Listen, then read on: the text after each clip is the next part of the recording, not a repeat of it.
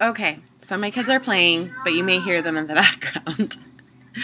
So, when I pulled up this image, when I looked at it online, I didn't realize that there was like this wood grain here. So this is actually going to be a little bit more difficult than I originally thought. But I will kind of show you how I would change it to a black background for you.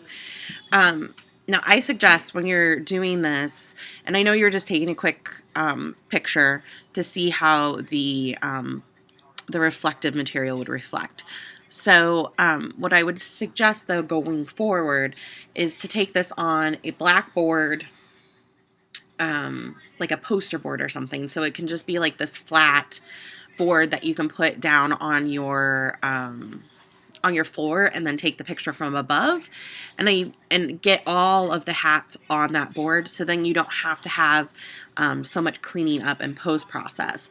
And then also just watch that you're not cutting off any of your hats, and it'll also give you a better perspective because all the hats will look the same size if you're shooting from above, like a flat lay. Now in Photoshop CC, in the newest version, they came out with this great select and mask tool. And this is really nice for masking things. So over here you have different brushes that you can use. You have different brushes that you can use and different tools you can use for selecting. You have your quick select tool and then the plus and the minuses. And this, if you make your brush bigger, it'll kind of, it makes big selections. If you make your brush smaller, it'll make kind of those more detailed type selections. So what you can do is you can quickly just make the big selections by just clicking. And then what you can do is clean it up by making the brush smaller. And you can just do that using the bracket keys on your keyboard, anything that's a brush. So like the clone brush, a selection brush, anything, those can all be made bigger or smaller by using the right and left bracket keys on your keyboard. And then you can go to minus and we can clean this up even more by deselecting these areas here. And what you want to do is just get kind of as good of a selection as you can get. And then you can clean up the mask a little bit later once you have this on the black background. So you're going to want to get as good as a selection as you can get. Everything in green here is what's not going to show when we make this mask.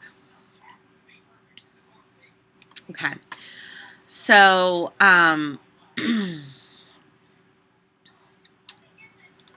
so then over here you can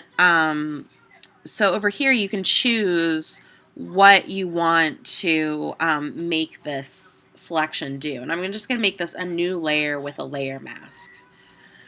So I'm going to go ahead and I'm going to click OK. And whoops.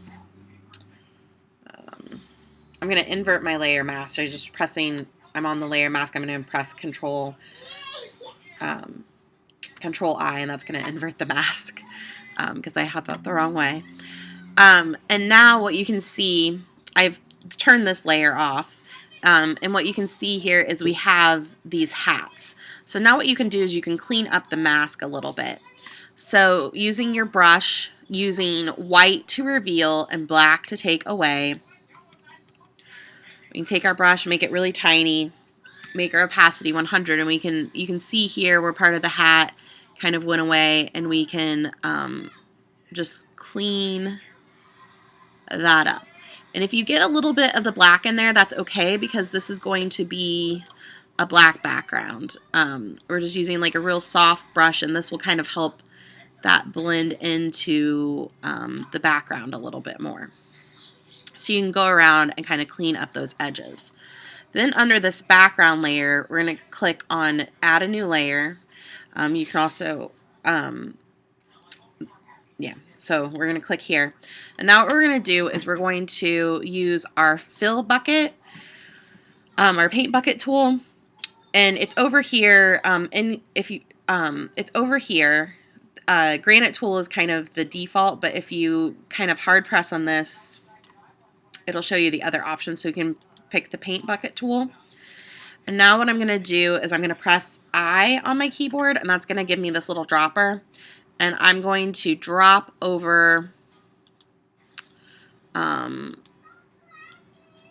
kind of select this color, because this is kind of closer to the black that it was. It's not, you can see it's not like a pure black. So that'll just kind of make it blend even better. So now what we're going to do over this layer, we're going to fill this in with the black. And you can see there's some other areas that we need to clean up, but this is much easier than going through and trying to paint in those areas. So now, again, with our brush, our soft brush in white, we can go back over. Now this area is going to be a little harder because it wasn't on black, but we can go through and we can kind of clean up these edges a little bit. And you can see that it's going to bring back all of those areas. And so that's just a quicker way to do the mask and put it back on the black background. So I hope that was helpful. Thanks for watching.